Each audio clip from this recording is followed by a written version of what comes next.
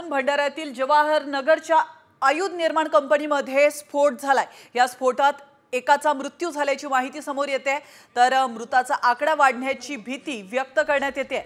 भीषण स्फोटामुळे हा परिसर चांगलाच हादरलेला आहे। आपण या दृश्यांच्या माध्यमातून पाहू शकतो। या स्फोटाचं कारण नेमकं काय आहे हे अद्याप समोर आलेलं नाहीये। फॅक्टरीच्या आरके ब्रांच सेक्शन मध्ये स्फोट झाल्याची प्राथमिक माहिती मिळते।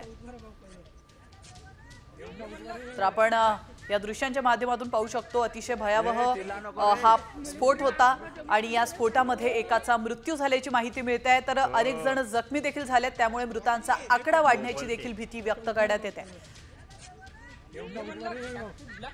ऑर्डिनन्स फॅक्टरी जवाहरनगर जिल्हा भंडारा इथे आज सकाळी 10:30च्या सुमारास एक ब्लास्ट झालेला आहे। त्या ब्लास्टमध्ये 13 ते 14 लोक बाधित झाल्याचे दिसून येते।